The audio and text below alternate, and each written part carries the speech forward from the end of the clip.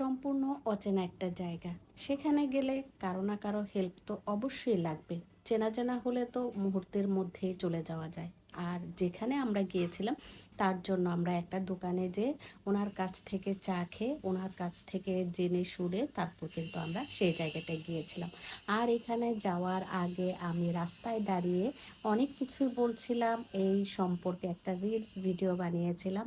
আর এই জায়গাটা হচ্ছে, যাই হোক, একটু পরেই আমি আপনাদের সাথে শেয়ার করছি। আসসালামু আলাইকুম, আশা করি সবাই ভালো আছেন। আলহামদুলিল্লাহ, আমিও আপনাদের দোয়ায় ভালো আছি। জায়গাটা কি পরিচিত মনে হচ্ছে? এর আগে কিন্তু আমি একটা রিলস ভিডিও বানিয়েছিলাম। আর এই জায়গাটা হচ্ছে চাঁপাইনবাবগঞ্জ। চাঁপাইনবাবগঞ্জের কানসাট এলাকা। কানসাটে গিয়েছিলাম আর সেখানে শুনেছি একটা পুরাতন জমিদার বাড়ি আছে, সেখানে যাব না তা তো হতে পারে না।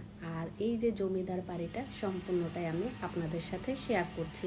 আমাদের দেশে কত জায়গায় জমিদার বাড়ি আছে, আর এই জমিদার বাড়িগুলো যদি একটু রক্ষণাবেক্ষণ করে সেখানে থাকার কোনো ব্যবস্থা করা যেত তাহলে কতই না ভালো হতো। বিশেষ করে অসহায় মানুষদের জন্য, যারা সারাদিন রাস্তাঘাটে ঘোরাঘুরি করে, রাতে একটু শোয়ার ব্যবস্থা যদি করা যেত তাহলে কতই না ভালো হতো। এই বাড়িটা দেখছিলাম আর ভাবছিলাম যে এখানে অসহায় মানুষদের থাকার একটা সুন্দর জায়গা করা যেত।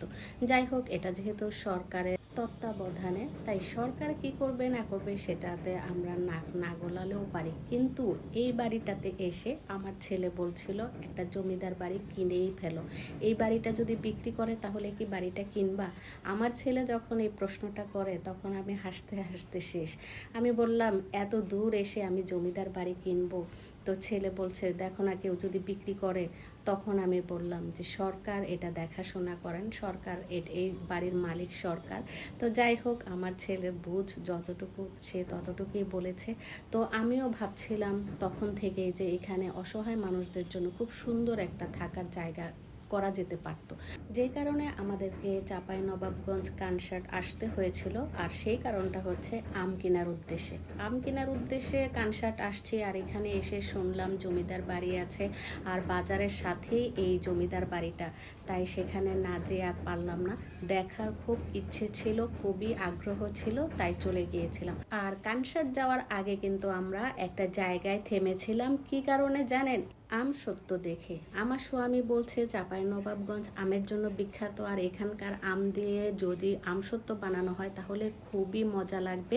সে কারণে আসলে আমরা এখানে থেমেছিলাম, আর এখান থেকে আমরা 1 কেজি আমসত্ত্ব কিনে নিয়ে গিয়েছিলাম। সত্যি আমসত্ত্বগুলো খুবই মজার ছিল, কোনো আঁশ ছিল না, আর খুবই মজাদার। যাই হোক, এই ছিল আমার ছোট্ট একটি ব্লগ। নেক্সট ব্লগ দেখার আমন্ত্রণ জানিয়ে আজকের মতো বিদায় নিচ্ছি। আর হ্যাঁ, যদি ভিডিওটি ভালো লেগে থাকে তাহলে লাইক, কমেন্ট, শেয়ার করে পাশে থাকবেন। আপনাদের সবাইকে অসংখ্য